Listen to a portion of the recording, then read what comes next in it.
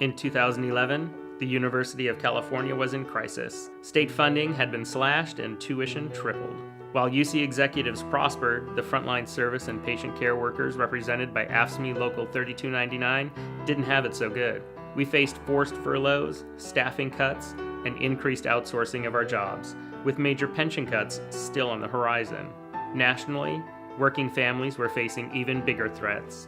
So-called right-to-work laws were advancing in multiple states, and attacks on the rights of public sector workers were picking up steam in the courts. Facing these stiff headwinds, AFSCME Local 3299 members did not back down.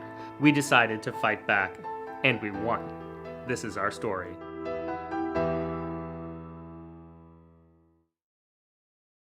Since AFSCME's first days at UC in 1948, we've been about member-driven leadership and progressive change.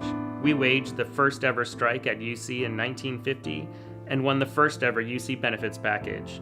We struck for 10 weeks to end racial and gender discrimination at UC. We passed a law so UC employees can collectively bargain, won the ability to grieve and arbitrate disputes, a holiday commemorating the life and work of Dr. Martin Luther King Jr., pay equity for low-wage workers, and much, much more. And we did it together, with custodians, hospital technicians, truck drivers, and security guards, everyday working people, banding together to win a better future. In 2011, we faced the crisis at UC by returning to our roots. We elected new leadership and rebuilt our union from the bottom up, expanding the member action team, or MAT structure. We knew that we couldn't afford to be a go-along to get-along union. We recruited hundreds of new leaders to fight and win at every level. By 2012, the crisis facing UC and the labor movement as a whole came together in a pair of California ballot measures that put Local 3299's new MAT structure to the test. Prop 30 was a tax on the wealthy to help fund UC.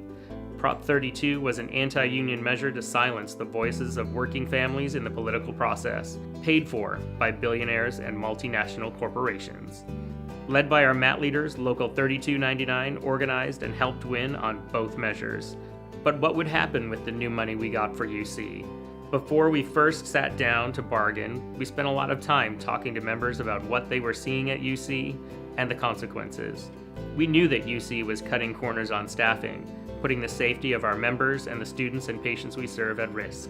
We knew UC was planning to stick us with the tab for its mismanagement of our pension plan, and we knew that UC was squandering enormous sums of money on growing its administrative ranks while outsourcing our jobs to poverty wage subcontractors. And at the same time, we knew that 99% of our UC service workers qualified for some form of government assistance. Some even had to sleep in their cars. We weren't going to settle for a contract if things didn't change.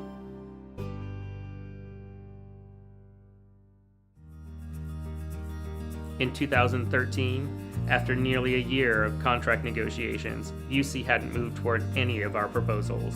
With talks at an impasse, our membership was asked to authorize a system-wide UC hospital strike, the first in history. Because of the work of the MAT leaders, members were engaged and united against UC's second-class offers. Members were engaged and united against UC's second-class offers. Our strike was authorized with over 98% support. And in May, thousands of Local 3299 patient care and service workers took to picket lines across the state. As students, legislators, and others joined our campaign for change, UC broke the law, trying to bully our members into quitting the fight. Members received emails telling us we could be punished for standing up for our rights. The picketing is aimed at administrators, who protesters say attempted to illegally silence workers during a two-day strike back in May. Some even got pulled into closets by our supervisors demanding to know if we planned on striking. It was designed to try and intimidate us into quitting, and that wasn't going to happen. Then, as we came together for our 2013 MAT conference, UC went even further, unilaterally imposing new contract terms with wage and benefit cuts. So we fought back. And instead of quitting, we authorized and mounted a second statewide strike that November. Are you ready to fight? Yes! Are you ready to fight? Hundreds of hospital techs, pharmacists, nursing assistants, and OR workers protesting in front of the hospital. When UC came back to the bargaining table, they continued to offer us far less than they had already given other UC workers. It takes a whole team to take care of the patient. The nurses were able to win a great contract, and AFSCME workers, the patient care workers and service workers, they're part of the team, and they deserve that same fair contract too. It wasn't until after our membership voted for a third strike that UC finally agreed to our demands for fair wages, secure benefits, and staffing protections. Before the ink was even dry on our new contracts, an even bigger threat emerged. The U.S. Supreme Court agreed to hear a legal challenge to California's Fair Share Law, which requires all workers represented by a public sector union to help pay the cost of collective bargaining. For Local 3299, the stakes were enormous. We could have lost the resources we needed to win great contracts like the one we just ratified. So MAT leaders went right back to work, organizing around the importance of a strong union and asking those who were fee payers to become full, dues-paying members of Local 3299. The effort paid off. In less than a year, we added more than 4,000 new members. Luckily, the Supreme Court deadlocked and left California's public sector union fee law in place. Today, our union has established itself as one of California's most effective fighting unions. From San Diego to Berkeley and Los Angeles to Richmond, a new generation of MAT leaders are carrying on Local 3299's proud history of winning both at the workplace and in the broader fight for a better California.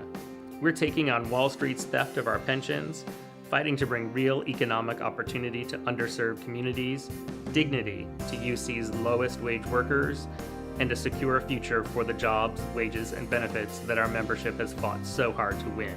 How can one union do all that? We do it with an army of member leaders like you. We do it by showing up, speaking out, and standing together. And we win because we never quit.